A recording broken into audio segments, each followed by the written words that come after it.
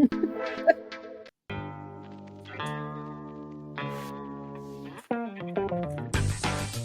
Oklahoma Archery. Everything archery based out of Oklahoma for Oklahomans. Let's get it started. Hello, everybody. I'm David Bosca.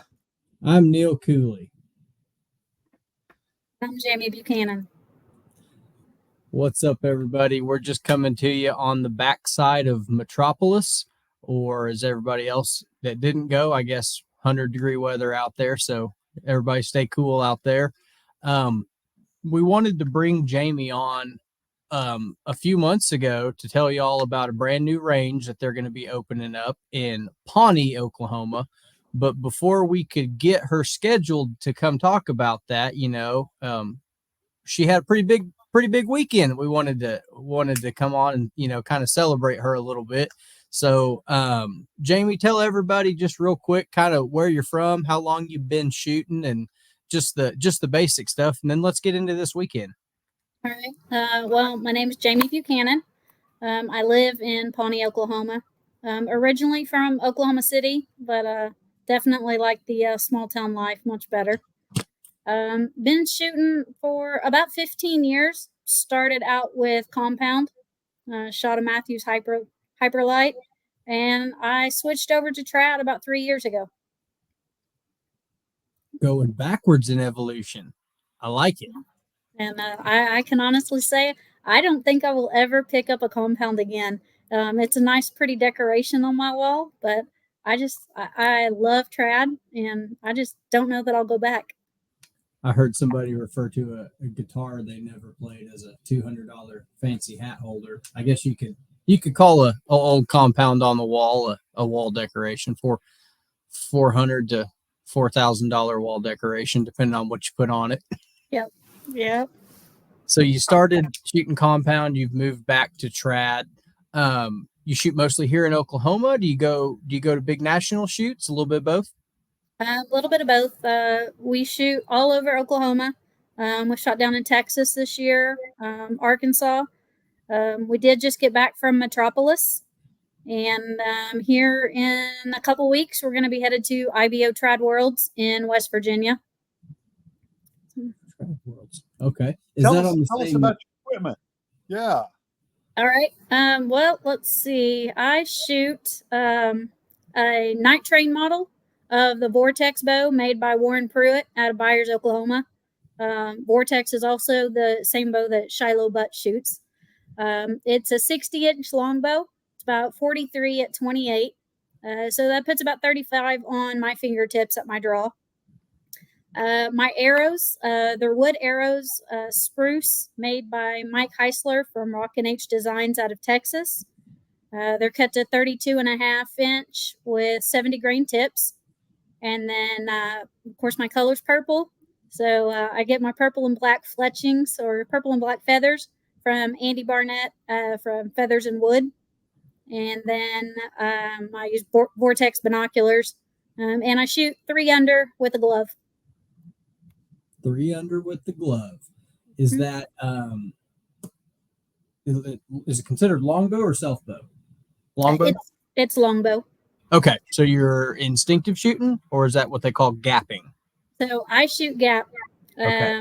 Shoot gap. Scott shoots a little instinctive and gap. And I will say, when I tried to make the transition from compound to trad, it was the most frustrating experience ever. Because him and my brother-in-law shot instinctive, and they tried to teach me instinctive, and nothing clicked. I just wanted to wrap the bow around a tree. He had bought me a recurve for Christmas so that we could put in, for the McAllister hunt, because that's what everybody who shoots trad in Oklahoma wants to do. And I said, heck yeah, buy that. I'll get to practicing, and we'll put in for that. And I was like, there's no way I'm going to be able to do this. So I could not do instinctive. I still can't do instinctive. So we started researching different shooting methods and finally found one that works for me. And I am a gap shooter. Could you tell everybody what the difference between the two is? Well, I can't explain instinctive. Basically, what my husband says is, you played softball for years. You know, from throwing at shortstop or third base, what it takes to get it to first base. You know the trajectory. You know everything that you need. Just do it that way. But it doesn't work for me. Gap works for me. The best way that I explain it is, I look down the arrow and I use the tip of the arrow. It's kind of like looking down a shotgun, using that tip and putting that tip right on a target. And I know that if I'm 20 yards, I'm putting that target, or I'm putting the tip of that arrow either right on it, or I set my gap so I know what my point on is. So if my point on is 20, I'm putting that point on 20. If I'm at 25 yards and my point on is 20, then I know I need to be 2 or 3 inches above that center in order to get it to come down and land in that center. Gotcha. For everybody out there, there's multiple ways to skin a cat. There's also multiple ways to shoot a recurve bow. There are.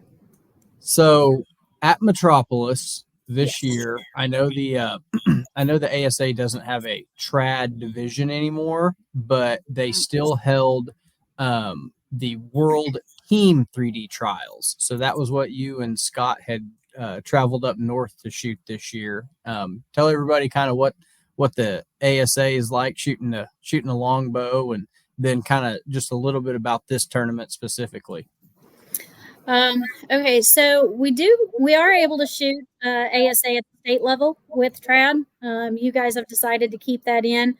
So has Texas, which is great, but at the national level, they don't recognize trad.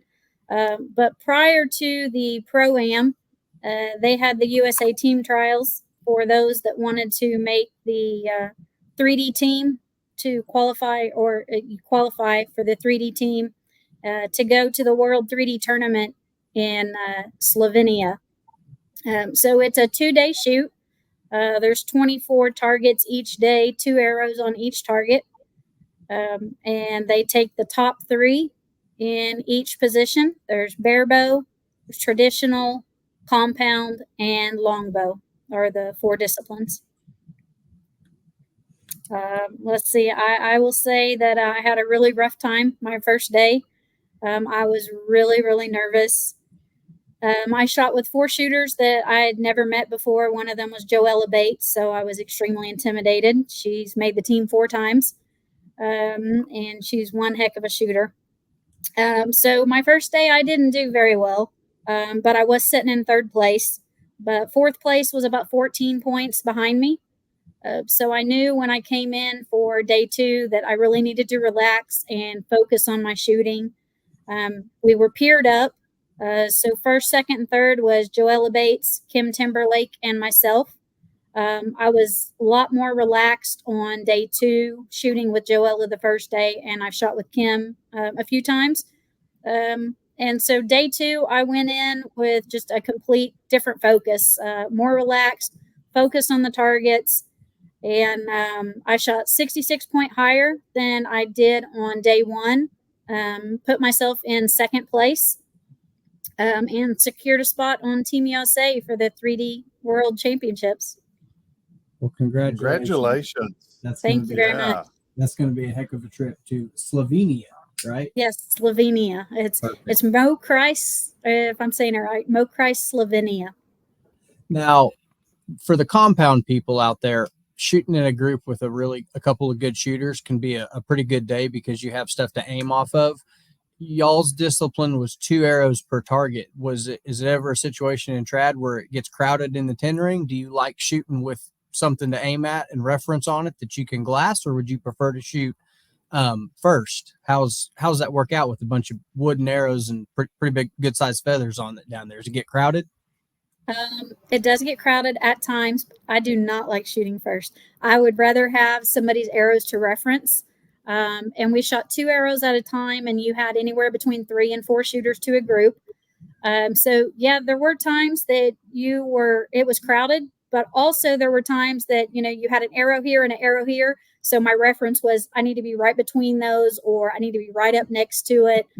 So it helps me a lot of times when you have reference, but you can't always do that. You have to rotate through the shot process. If you go second or third, then you go first the next time.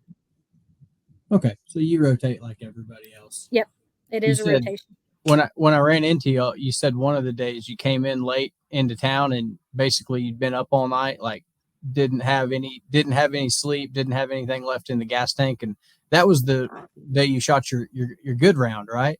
It was the day I shot the good round. I think my brain just did not let me sleep the night before.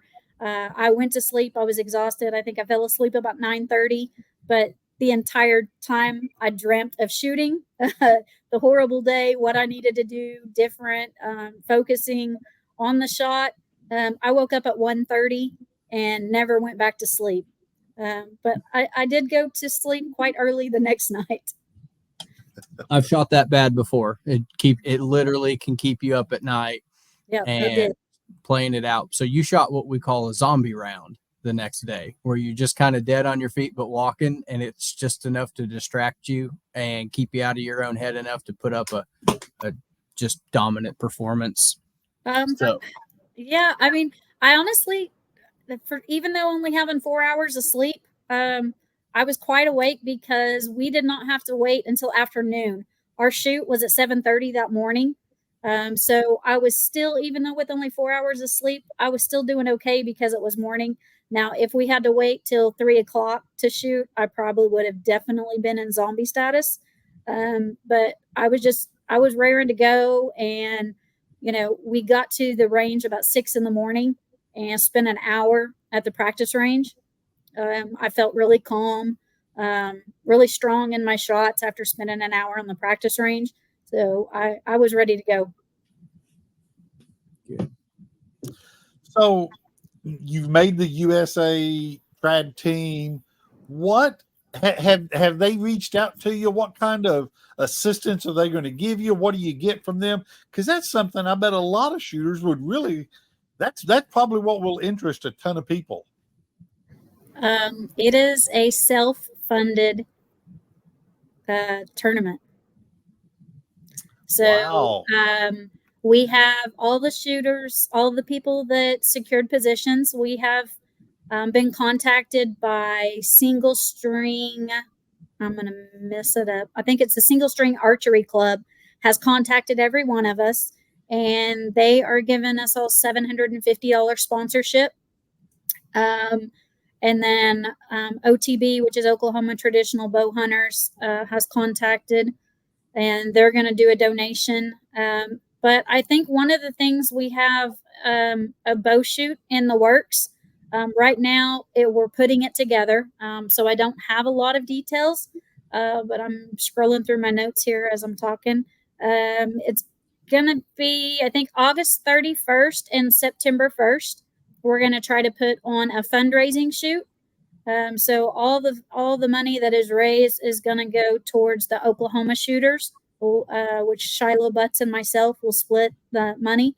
And it's going to go to both of us to help fund this tournament and be able to go. And it is going to be a tournament that is open to all disciplines. So we're hoping to get a big attendance. We're going to do it up here at Pawnee on the new range. So everybody that shows up will get a chance to check out the new range before we, host ASAs next year. That's going to be a good one. So when is the shoot in Slovenia? It is September 28th through October the 6th. The actual shoot is the 30th through the 6th, but we have to show up the 28th for practices and official practice. So really, it's not that far down the road to be saying you're traveling there. Right. It's not that far. My husband's going with me. Thank goodness. We're going to miss the first week of deer season, so I'm sure my son is going to be shooting all the deer we're after, taking pictures and sending them to us. You raised him right, did you? Yeah. He walked in the door from work and he's over here making faces at me while I'm trying to talk. So that's all good. Tell him we like camera snugs. Tell him get in there and say hi. Come on. He's shaking his head. No way. See, there you go. Come on, man up, buddy. Come on. He's hiding. He's hiding. So. Hey, first week of the season, free pass, green light, everybody stands. Oh man, I love. Yeah. I'm the biggest patriot out of anybody, but I don't know about that. America might have to wait, especially if they're not. Dave, I knew where she was going with that when you asked her what kind of assistance they were given. I've heard that about that organization is they send you a jersey and a custom team quiver, and they say, okay, the rest is all you. And the tournament's halfway around the world, and you're paying for all of it. And I hope your passport's good before you go, because that's about how long they take to get. So I had a feeling that might happen. Yeah, I do have a passport already, so that's not a problem. But it's going to be about $4,000 per person to go. Yeah. Wow. That's I mean, there's been some expensive archery tournaments before, Vegas being up there, but I don't know about $4,000 to pop. But just think that'd buy 2 compound bows. Well, I mean, I do have some decorations on the wall. I can possibly sell and pay for my trip. Now we'll raise money. You don't need to be selling those. Yeah. So tell us a little bit more about this new range you guys put together. And, okay. Yeah, we'll do. Okay, so Pawnee is putting a bow range out there. First of all, there's a few of us, several of us. I'm trying to get to my notes here again. So several of us in our community and the surrounding communities, we all shoot, but we didn't have anything around that would really work for all archery disciplines. We do have Ponca City, but Ponca City range is just for trad. So we wanted something that, all the surrounding areas could come and shoot at. So a few of us got together. We've really been working our butts off for about the last year to try to get this range up and going. But, just one thing keeps, standing in the way here or there. But we finally think we have everything, all of our ducks in a row. We are about 5 miles north of town. It's located out by our lake and golf course, just north of the Pawneeville Memorial Rodeo Grounds. So when you come up here and shoot a range, you can actually make a full weekend of it. You can camp at the lake, do some golfing and fishing, grab a steak at Click's Steakhouse or a burger from Ranch Burger. Just spend the whole weekend here. We're going to have a shaded sitting area for those that need to get out of the sun, and then going to have an elevated viewing area. We're going to try to have about 30 lanes, and we're going to have Delta McKenzie targets. We actually picked up 30 targets after Metropolis this weekend. That's also going to help us host some ASAs next year. See the sign. Yep. Right now, I guess you could say phase 1 is just getting the range up and going. And then phase 2, we hope to get a youth archery program established. Cool. Fun. I was going to say you need to get some gift certificates from Clicks. Okay, we can definitely work on that. Yeah, it's the kind of small community where when they know people are going to come in town, 100 or 200 people, it's like the businesses are going to benefit, the community is going to benefit. And when I talked to her, Jayme and Scott early in the year, they're like, hey, we've got this funding coming through. Everybody on town's pretty much on board with it. We just want to make sure we can have ASA qualifier next year. I was like, absolutely. Everybody else I'd talked to has been like, well, yeah, we have shoots, but we don't know about ASA and we don't have those targets. So this was the best phone call of the whole 2024 ASA season was, hey, we have a brand new range. We got brand new targets. They're the kind you guys shoot, and we want to have an ASA qualifier or two. And I'm like, well, how do I get out of the way and not screw this up? That's right. Like, just say less. All right, let's do it. So we were excited to see them in Metropolis regardless. And then, somebody had to go to Slovenia to shoot the next tournament. Most of the time I'm just happy to make the next one at home and having, not quit archery yet, but it's still too hot to fish and there's just nothing better for me to do. So I guess we're just going to keep going to the next one and going to the next one. What's on your tournament schedule coming up in between now and then? So did you make the big shoot and say, well, maybe we ought to hit this one and this one before we go? Or maybe is it you already knew what you were going to, didn't add anything extra? We already know what we're going to. Our calendar is chock full. Although we are taking this next week off and heading to Jamaica. We've had this trip planned. The trip's been planned for over a year, so we have a lot of celebrating to do. So we're going to go ahead and get that out of the way. But when we come back, we're going to hit the ground running, practice hard. Let's see. As soon as we get home, we're going to turn right around and head to IBO Trads, which was the one I told you guys about in West Virginia. So we'll head to that. As soon as we get home from that, the following weekend, we have the Oklahoma Triple Crown Series Championship. The weekend after that is the McAllister Southern Plains Shoot. And then we are going to Moberly, Missouri to the Reinhardt 100. If you guys have not done that, that is a blast. A lot of life-size targets. You are shooting at an elephant, a full-size elephant. You're shooting at a giraffe. You have to climb up on a ladder, get your arrows out of the giraffe. It's a lot of fun. It's awesome. Speaking of, I hate to cut you off. On your 2 arrows per for the tournament this weekend at Metropolis, did they have y'all shooting Reinhardts for some of that? No, or is that all Delta? It was all Delta McKenzie. Everything was the ASA targets. Okay. We shot the same ranges that you guys did. We just shot Wednesday afternoon and Thursday morning. So we shot 2 of the ranges in the back, and they just gone and set stakes for us. And then as soon as we were done, they reset the stakes. Okay. I saw a big pile of them between Mark's 3D Targets trailer and the thing. And I was like, I've never seen Reinhardt's at an ASA before. I don't know what's going on here. And then I thought about the trad people, and I'm like, maybe they're shooting center 12s. I didn't know. So I was just curious, kind of my thought out of the left field. I was like, something here's not right.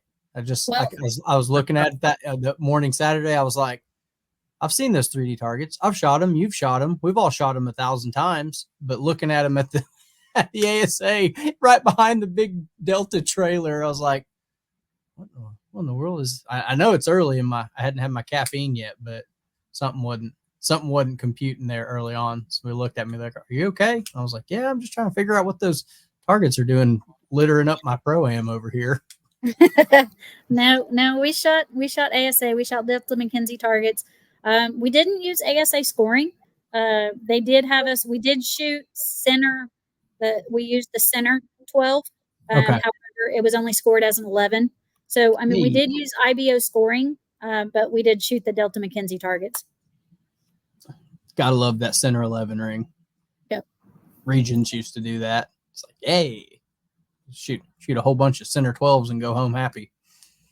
Or you can be like me and out there shooting at the lower and dropping into the 8s and the nickel. But we went and watched the shoot down, the pro shoot down, the finals, and kind of dawned on me why they all go for the top 12 all the time.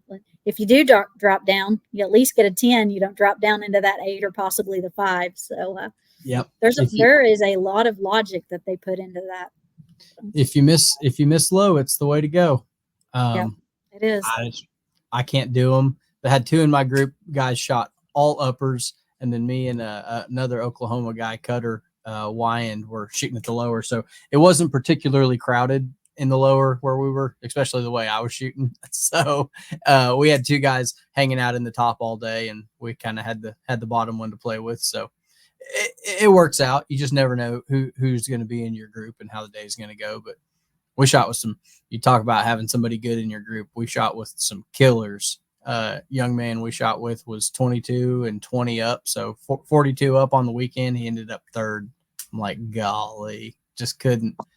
It was absolute clinic he put on. So that's my favorite thing about going to Metropolis is like last year I had Dan Button in my group and he just won the Wabash shoot a week before and he won the 45 the week after. So back-to-back first place performances. And you never know who you're going to be in a group with, but some days it might be you're worried about shooting on her bail. And now for the rest of the year, she's going to be worried about shooting against you forever. So that's just kind of something you get to kind of live in her head rent free. So what's next? I guess you're going to do some deer hunting after the fall, after you get back from Slovenia. Oh yeah. Oh, for sure. Lots of deer hunting. In fact, kind of told Scott last year, I was like, man, I don't even know if I want to rifle hunt. I was like, I'm loving the trad hunting. Definitely. We usually take off a lot for the entire week of rifle season. It's like, depending on how cold it is, I may just go sit out there with the bow. But if it gets cold, I turn into a weenie and go sit in my big old box blind. Yep, got the heater buddy underneath your feet, and a sleeper bag with the toes in it. I do. He's built me I call it the Taj Mahal. It's all enclosed and insulated. I got a buddy heater in there, and it's nice. So what would you if you were looking at all these local shoots, the R100 is a fun shoot. We're talking about just regular benefit shoots, and then you dropped a bunch of state championships in there with a pro-am and a trip around the world. What would you tell that beginner to intermediate archer about going to some of these big shoots? Like, is it how to get over the nerves, how to, get signed up for it? Is it something you recommend early and often, or like, cause I got a buddy, his name's Joey Foote. He's a public school teacher. He was just hanging out at Oakland shooting a trad bow, left-handed, and just laying him in there like 20 yards like this. And, I got to talking to him, ASA director, blah, blah, blah. Here's our schedule of shoots. And he went to one of the big ones a couple weeks back, and out of 16 people, I think he wound up 6th. So, new people going to their first tournaments. He was like, man, I didn't think I'd do that good. And I told him, I said, yeah, man, I watched you shoot, and my initial impression was this person does not know how good they are at this. Like, he just brand new to it, laid him in there at 20 yards. I mean, coffee mug at 20 yards for, 8 out of 10 arrows, end after end after end. He goes, yeah, I usually shoot in my garage about 6 yards. And I just I like to come here because 20 is farther. So tell us about that new person into the tournament experience. Like, where do they get started? Starting off, I would say reach out to your local bow range or archery shop. If you don't have a local range, definitely check out the Oklahoma 3D Shoots page on Facebook. And Miss Mary lists all the upcoming shoots. There's usually a link to the ranges on that. And contact a range in your area. You're going to find out you have several people willing to come and help, mentor you, get you started. Especially if you're into trad shooting, check out Oklahoma Traditional Bow Hunters, or OTB. We have a lot of shoots. There's usually at least one shoot a month. We are coming up on the end, I guess, kind of end of season. We still have, I think, 4 or 5 trad shoots going. So let your buddy know. Check those out. But I will say one thing that I have definitely learned is the archery community is a family on its own. The support that you'll get and the friendships that you make are there and going to last a lifetime. And it's going to open up doors for you that you never expected, because that's what's happened for me. It really is. I mean, your other friends are the ones that are calling you like, hey, haven't seen you since Thanksgiving. We ever going to go fishing? Yeah, we just had a family reunion last weekend, and it's kind of like, we're out of state shooting. We're not going to make it. It was Scott's family reunion. My family reunion was 3 weeks before that. We missed that one too because we were at a tournament shooting. But I can't tell you the number of actually family members that have been congratulating me on Facebook and supporting me. So it's been great. Do you, I know you listed your equipment. Do you have any sponsors that you want to throw out there that, people that have kind of got behind you along your archery journey? I actually don't have any sponsors. I'm kind of an introvert, so this whole podcast thing is a big deal for me. So me going up and asking somebody to sponsor me and stuff is kind of odd for me, I guess. But if there's anybody out there that wants to contact me, hey, I shoot Easton Legacy carbons when I do shoot carbons. I've been predominantly practicing with wood arrows. That's what I needed. That's what I had to shoot in the USA trials for the team trials. So I've been shooting wood, but I do shoot carbons as well. How many do you go through in a given season if you go to a lot of tournaments? Oh my gosh. Well, I try to stick with the same dozen that I start out with. That's what I told my husband during team trials. I said, man, I went out there with 11 arrows. I came back with 11 arrows. It was great. I will say, everybody kind of knows Deerman's. We've done some of the Deerman stuff, and they kind of put you in hunting situations. I have lost a couple on those. So I will say I usually I stick within a dozen during a year, but then I always kind of restock at the end of the year and start over fresh.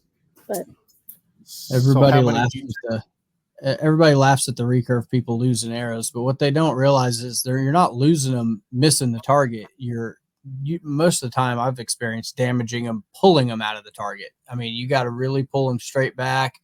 Wood can really so that's the damage you're doing to them. I didn't know if you had a way that's like, hey, number 6 has been acting funny. What do you look for when one of them starts to go? Does it just, you see it fly off and that one goes to the back of the quiver, or what's the diagnosis kind of? That's funny. They all laugh at me. My husband laughs at me too, the way that I do it. So with the quiver that I carry an Easton quiver, and it's got the 4 slots in it. And we shoot every night in the front yard, usually about 100 arrows at least every night.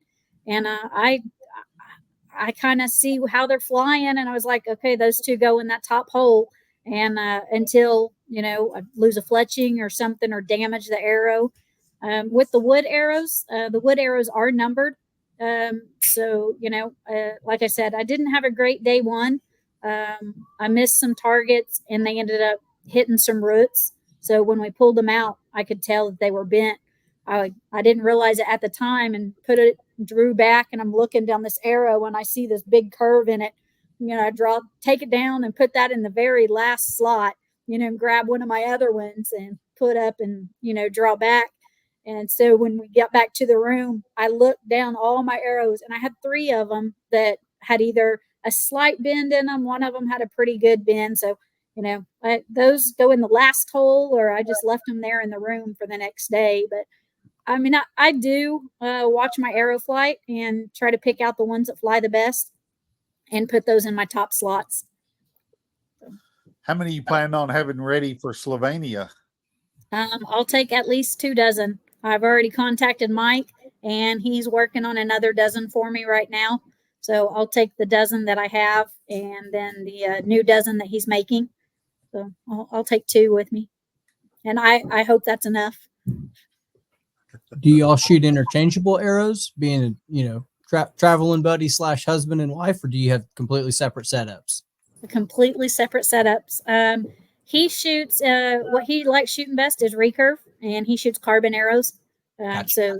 So he shoots a 400 or 500 spine, depending on which bow he shoots. If I shoot carbons, I shoot 700 spine, so not at all interchangeable. I also like to shoot. I shoot the Easton Legacies, and I shoot them full length.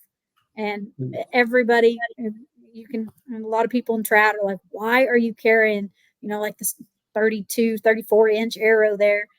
Well, it puts my point on at 20 yards. So I know really quickly if I step up and range that. I'm like, if I need to be point on, or if I need to be 2 inches over, 2 inches under. How much in the front in your tip to get it point on at 20? 100 grain. 100 grain? There you go. That'll slow it down enough. It does. tried to explain that as a barebow strategy to my wife. She's like, well, why don't I just aim off? And I'm like, well, the whole point of barebow is you look down the arrow and, you know, dial it into where it's going to hit. It's like, nah, just want to shoot instinctive. Well, that's a whole different kind of thing. So It is. It definitely is. I start still back I over. still can't figure that out. It's just like when you're pitching in baseball, they say, don't aim it, throw it. It's the same way with the bow. And if anybody asks you ever, like, Yeah. how do you aim? You just look them dead in the eye with the most serious face you can. You say, when the buffalo runs west, you close one eye before you shoot. And they say, oh yeah. And you say, unless you're south of the equator, and then it's, you know, it's opposite. And they think you're serious and they walk away and they're like, man, that guy's kind of weird. And you just leave them with it. Just leave them confused all the time. We do. We confuse a traditional, and I'm right-handed. He's left-handed. He just got a new bow, and unfortunately, the riser came right-handed. So our daughter was like, "Can you not just turn it upside down?" Nope, it doesn't work that way. so definitely confusing. Well, we talked about the new range. We know where you're going this weekend. Is there anything we forgot to ask you? I'm trying to think, Dave. Nothing I can think of. I'm sitting pretty good. Got the new range. Got the new range coming up. Our first shoot at the new range is going to be August 17th and 18th. It is a traditional shoot only for our first one. But again, we're going to have all disciplines on the fundraising shoot August 31st and September 1st. So we hope to see a lot of people out. I don't know if there's an ASA that weekend, Neil. You may have to check the calendars. No, it's all done by 1st of August is Coleman. All the state shoots have to be done before the Classic. So all of July is different state shoots. So this first weekend of July is New Mexico, Louisiana. Second weekend is Kansas, Texas, Missouri. We're on the third weekend. I assume somebody else is also on the third weekend. If you're out there listening, I'm sorry. I'll have to be at ours both days. I'm gonna hit Kansas and Texas the weekend before. So if I don't show up alive at state, it's because Sunday in Texas probably killed me in the heat. But the week after us is Arkansas and then Coleman. So you get 4 weeks of all the states trying to basically not schedule on top of each other is how that works. And then the Triple Crown being on the last weekend at the Gun Club. So we have July 20th and 21st is ASA state at the Gun Club. And then the very next weekend is before Coleman because they wanted their Triple Crown to be the weekend before the big ASA. So everyone would come out as the kind of one last practice, get a chance to judge some targets, shoot some targets, that kind of thing. The guys at Odd Bane Out also text me today. They're going to do a warm up, all Delta McKenzie targets, Odd Bane Out, 7 a.m. to 1 p.m. trickle start the week before ASA state. So I think it's the 13th and 14th would be a week before. So they're going to do that.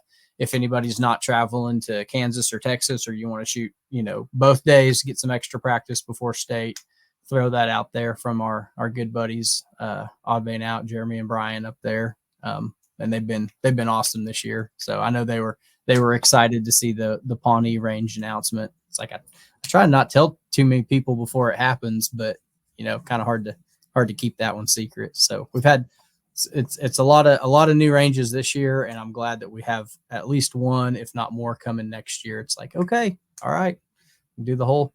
Everybody's still new, everybody's still learning together, and we'll get through it. So, but nobody. Yeah. I'll just say, tell everybody about the post you got on Facebook with all the shoots. Yeah, what we're trying to do is I can't figure out how to pin it to the top, Dave. I know I was on the phone with tech support yesterday trying to figure out. I've got a Google Docs calendar that, watch this, in real time. Can you still see me? Yes. Do I still look pretty? All right. I've got it in real time. So I can put, Jayme, if you'll tell me again, August 17th. August 17th and 18th. Okay. It is a Pawnee Bow Range OTB shoot. OTB shoot, trad only? Trad only, yes. Okay. And then August 31st and 1st. August 31st and September 1st is going to be the fundraiser for the Oklahoma Shooters on the World 3D Tournament, Team USA, however you want to word all that. On World 3D Team. Pawnee Bow Range. There we go. So if I add this and save it, now what was there anything else you needed to tell me about? I'm just going to do this in real time. I'm sorry, everybody. No, not right now. I do know that both Bruce or Carrie is going to get with you and try to get all the rest of the OTB shoots listed on there. So they'll be contacting you and getting those on there. Perfect. We are basically, so back to Dave's thought. I'm going to get that out of there. Should be saved. So we are going to put a Google Drive together of all the upcoming for the fall, winter hunting season next year, everybody's dates on it. Get me the Deerman's dates, get me the shot when they announce ASA, NFAA, OSAA, you name it, you shoot it, it's going on there. I'm going to try to structure it to where our weekly shoots, like our jackpots and our league nights, are on the header footer, organized by range. And what we like, Jeff and Gail at Arrowhead do like a women's league, and Bren does 2 different leagues and jackpot night. And then Miles will have league night. And when they go from Vegas to 5-spot to the Dare target, we're going to put all that out there and save the weekends for basically where the revolving shoots.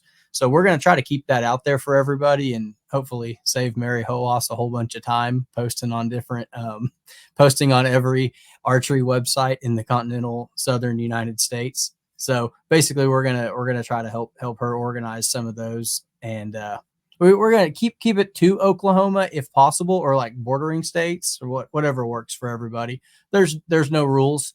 It's complete anarchy, and we're just trying to figure it out. But Dave liked it and I ran with it, so I'll figure out a way to dress it up and make it look good. But right now it's just a weekend by weekend where to be and when. And if anybody out there wants to send me details or times or addresses, anything like that, we'll put all that on there. It's just a scroll down menu. We'll just hit enter and tab over. So, and free advertising for everybody out there in the Oklahoma archery community. Awesome. I know next year, we hope to get back to our bi-weekly Tuesday night jackpots. So we do a jackpot shoot on Tuesday nights, open to all disciplines. We running into some roadblocks this year, but we've got that all figured out now. And so I hope to get back on that. So that'll be good on the calendar. Something during the middle of the week, if you can't make it on a weekend or something, we've got something Tuesday night for you. Basically kind of scramble style. But they're a lot of fun. That's the thing about having a ASA in a different corner of the state every weekend. You could host a club shoot and have everybody hit it on the way home. Trickle start 12 till dark. It's just that kind of thing where it's like, Dave will tell you back in the good old days, we used to hit 3 tournaments on the way home. We'll get it back to that, and be able to kind of showcase these different ranges and hopefully do everything we can fundraising wise for them, because shoots are money. I mean, you pay for the targets, you store them, you haul them around, you hope the birds don't peck a hole in them, and then nobody shows up to shoot them. If you have a turnout at like 30 or 40, it's like, well, man, that could have been 130. So we're trying to get it back up to there where everybody will carpool and grab lunch in between and, hit 2 or 3 of them on the way home, because you gotta practice at them. You gotta keep shooting at them. Can't just stand in your warehouse and shoot paper dots all day. That's right. I know where he's going with that. And I want the world to know I shot a 3D tournament this year. So, hey. I wasn't there. It doesn't count. I shot one. That's what counts. Yeah, I guess Rick will have to vouch for you. He saw it. Yeah, he witnessed it live. No one witnessed the missing arrows or nothing, so we're good. We'll find them out there. They're the only ones full length in aluminum found on the 3D course. So, because Jayme might shoot full length arrows, but she don't miss. So, I do sometimes. It's all good. Do you ever I hate to circle back, but on the going to like Metropolis, it's usually either raining really bad or really hot. On the wood arrows, do you have any type of like humidity control? Do you kind of gauge where humidity goes up and down? They change how they perform at all, or So we actually bought some Scotch Guard, sprayed down the feathers, and then everybody that was there, because we actually had a storm on the first day. We had a 1 hour rain delay. They said the rain was done, but it kept raining off and on a little bit. So everybody was walking around with either, Ziploc baggies or a Dollar General bag or Walmart bags, covering all the arrows. When those feathers do get wet, they do fly differently. It does add weight to the arrows, so they do tend to drop out faster. So you want to try to keep as much water off of them as you can. I don't think that we were out there long enough for the humidity to really maybe set in. I didn't see mine kind of dropping too much, but definitely had to keep the feathers dry. Wow. Yeah. things you don't think about all the time. Yeah. Veins. I figure Dave's probably due to get back on the feathers at some point. Probably six fletch. Crazy. I literally this weekend was driving up to shoot, and I'm like, let's see. I've tested this and this and this since I've got my new strings on this bow again.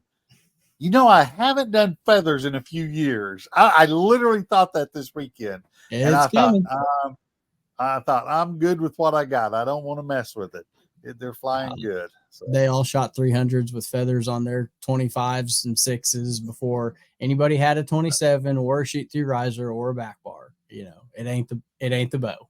It's the person holding it. It always has been. That's right. Everything more else time on the lines, all you need. Everything else is just mental delusion. So, well, Jayme, I appreciate you sitting down with us, and we wanted to give you every chance to come on and celebrate you for your accomplishments. We'll be rooting for you. Is it something televised? Is our organization out there that puts the actual competition broadcast out, or is it something we just have to follow the scores after? I do think that there are videos that end up on YouTube. I know if you go search Shiloh Butts in Italy, you'll see his championship rounds.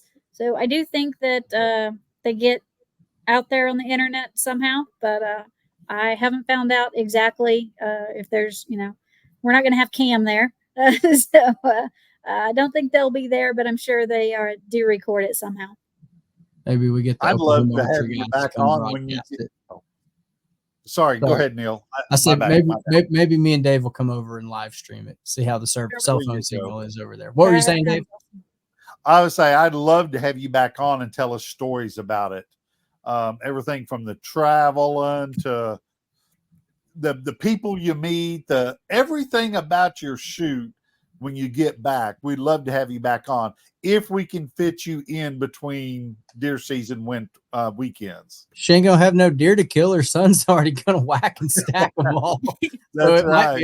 It might be the only story she's got this winter during indoor. It's very possible. He gonna put some hurt. He gonna put the hurt on him that first week we're gone. Yeah, you can't give him a 7-day head start. They'll slip up. I've seen them. I'm that. No. That one right there, October 2nd. Yeah, buddy. Yeah. And he was in there on the first too. So I mean, love it early. Yeah. All right. Well, I think we pretty much covered it all, Jayme. I appreciate you again for coming on. Dave, you want to take us home? I'm good with that. You betcha. Jayme, I myself also say thanks for coming on. Neil, well, anyway, that's all I got. Guys, get out on the line and shoot. That's all we can do. Thank you.